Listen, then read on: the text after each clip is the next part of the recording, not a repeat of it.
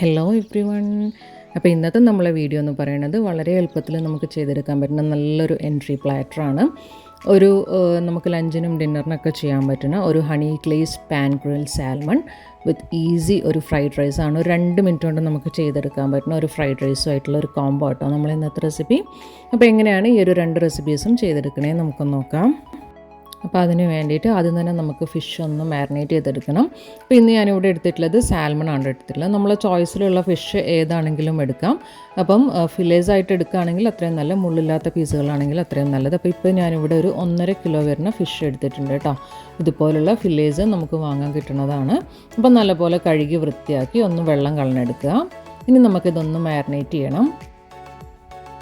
അപ്പോൾ അതിന് വേണ്ടിയിട്ട് ആദ്യം തന്നെ ഒരു ബൗൾ എടുത്തിട്ട് അതിലേക്ക് നമുക്ക് ഒരു 1/2 കപ്പ് സോയ് സോസ് ഒഴിച്ചു കൊടുക്കുക. അപ്പോൾ ഇതിപ്പോൾ ഞാൻ പറയണത് 1.5 കിലോ ഫിഷിലേക്കുള്ള അളവാട്ടോ. അപ്പോൾ നിങ്ങൾ എടുക്കുന്ന ഫിഷിൻ്റെ അളവിനനുസരിച്ചിട്ട് ക്വാണ്ടിറ്റി അഡ്ജസ്റ്റ് ചെയ്ത് കൊടുക്കുക. ഇനി അതിലേക്ക് ഒരു 1/4 കപ്പ് ഹണിയാണ് ചേർത്ത് കൊടുക്കുന്നത്. അപ്പോൾ അത് ചേർത്ത് കൊടുക്കുക.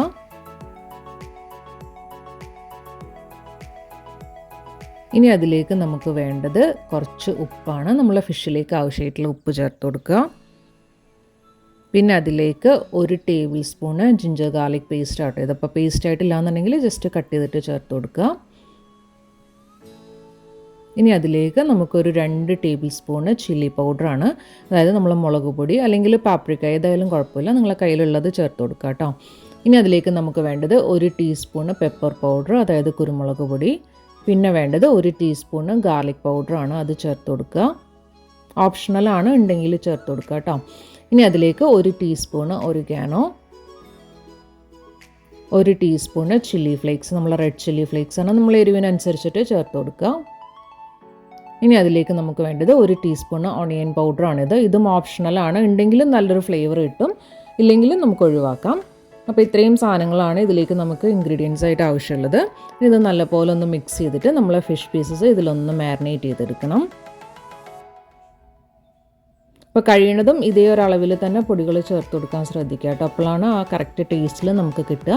അപ്പോൾ അതാ നമ്മൾ ആ ഒരു മിക്സ്ചർ നല്ലപോലെ ഇവിടെ മിക്സ് ചെയ്തെടുത്തിട്ടുണ്ട്. ഇനി നമുക്ക് ഓരോ ഫില്ലേഴ്സ് ആയിട്ട് ഇതിലേക്ക് ഇട്ടിട്ട് ഇതുപോലെ നല്ലപോലെ ഒന്ന് ഡിപ്പ് ചെയ്തെടുക്കാം. അപ്പോൾ ഇങ്ങനെ ചെയ്യണം എന്താണെന്ന് വെച്ചാൽ നമുക്ക് മാരിനേറ്റ് ചെയ്തെടുക്കാൻ കുറച്ചും കൂടി എളുപ്പമാണ്. എല്ലാം കൂടി ഒന്നിച്ചിട്ട് ഇളക്കിയെടുക്കുന്നതിലും ഇങ്ങനെ സിംഗിൾ പീസസ് ഡിപ്പ് ചെയ്തെടുക്കുമ്പോൾ നല്ലപോലെ മാരിനേറ്റ് ആയിട്ട് കിട്ടും. അപ്പോൾ ബാക്കിയുള്ള പീസസും കൂടി നമുക്ക് അങ്ങനെ ഒന്ന് ചെയ്തെടുക്കാം കേട്ടോ.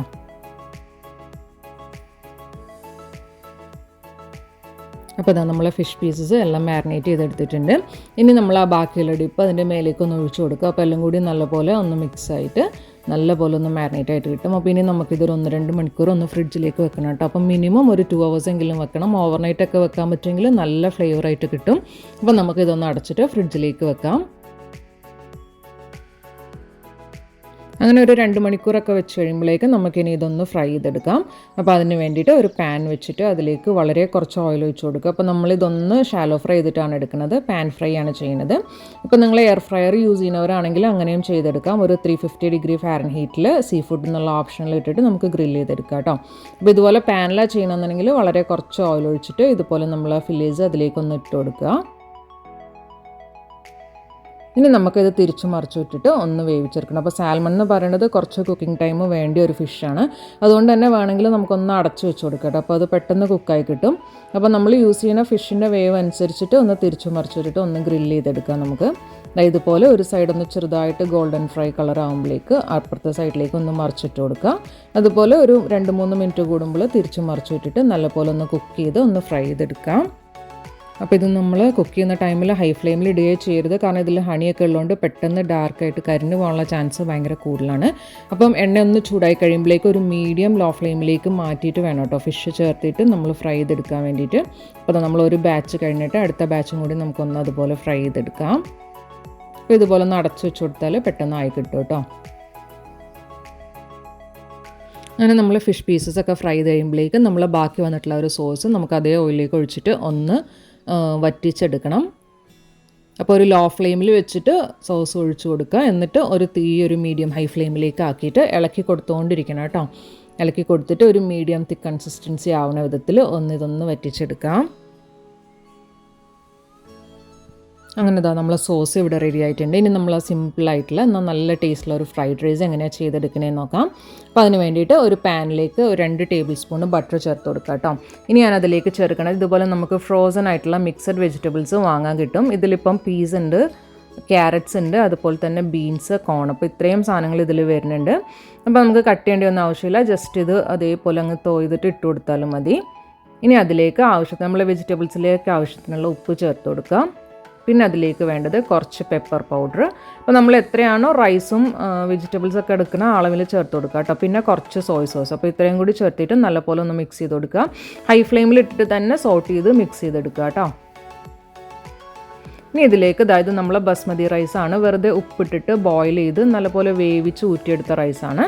ഈ റൈസ് നമ്മൾ ആ ഒരു മിക്സ് ആയിട്ടുള്ള വെജിറ്റബിൾസിലേക്ക് നമുക്ക് ചേർത്ത് കൊടുക്കണം. അപ്പോൾ ഇതിൽ വേറെ ഒന്നും ചേർത്തിട്ടില്ല കേട്ടോ, ജസ്റ്റ് ഉപ്പും കുറച്ച് ഓയിൽ ഒഴിച്ചിട്ട് നല്ലപോലെ ബോയിൽ ചെയ്ത് കുക്ക് ചെയ്തിട്ട് ഊറ്റിയെടുത്ത റൈസാണ്. അപ്പോൾ അതും കൂടി നമ്മൾ ആ ഒരു വെജിറ്റബിൾസിലേക്ക് ചേർത്തിട്ട് മിക്സ് ചെയ്തെടുത്താൽ നല്ല കിഡിലും ടേസ്റ്റുള്ള ഫ്രൈഡ് റൈസ് ആയിട്ടുണ്ട്. ഇത് എളുപ്പമാണെന്ന് വിചാരിച്ചിട്ട് ടേസ്റ്റ് ഉണ്ടാവില്ല എന്ന് വിചാരിക്കേണ്ട, നല്ല ടേസ്റ്റുള്ള ഫ്രൈഡ് റൈസ് ആണ്.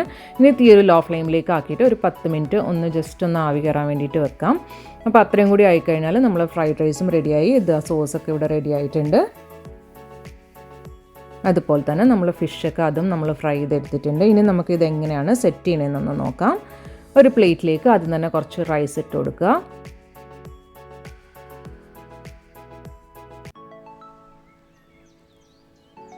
ഇനി അതിൻ്റെ മേലേക്ക് നമ്മൾ ഗ്രില്ല് ചെയ്ത് വെച്ചിട്ടുള്ള ഒരു ഫിഷിൻ്റെ പീസ് ഇട്ട് കൊടുക്കുക. ഇതിപ്പോൾ ഒരു സിംഗിൾ പോർഷനായിട്ടാണ് ഞാൻ സെർവ് ചെയ്യണത്.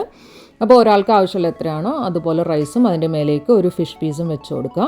ഇനി അതിൻ്റെ മേലേക്ക് നമ്മൾ റെഡിയാക്കി വെച്ചിട്ടുള്ള ഒരു ഗ്രേവി ഉണ്ടല്ലോ, അത് ജസ്റ്റ് ഇതുപോലെ ഒന്ന് ഒഴിച്ചു കൊടുക്കുക.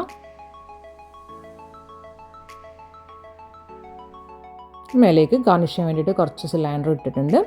അപ്പോൾ ഇത്രയേ ഉള്ളൂ നമ്മൾ ആ ഒരു എൻട്രി പ്ലാറ്ററിൻ്റെ റെസിപ്പി എന്ന് പറയുന്നത്. വളരെ സിമ്പിളായിട്ട് നല്ല വെറൈറ്റി ആയിട്ടൊക്കെ നമുക്ക് ചെയ്തെടുക്കാൻ പറ്റുന്ന നല്ലൊരു റെസിപ്പി വീഡിയോ ആട്ടോ ഇത്. അപ്പോൾ എല്ലാവരും എന്തായാലും ഒന്ന് ട്രൈ ചെയ്ത് നോക്കുക, എന്നിട്ട് ഫീഡ്ബാക്ക് അറിയിക്കുക. അപ്പോൾ അടുത്ത നല്ലൊരു റെസിപ്പി ആയിട്ട് നമുക്ക് വീണ്ടും കാണാം. അൻടിൽ ദെൻ ടേക്ക് കെയർ, ബൈ.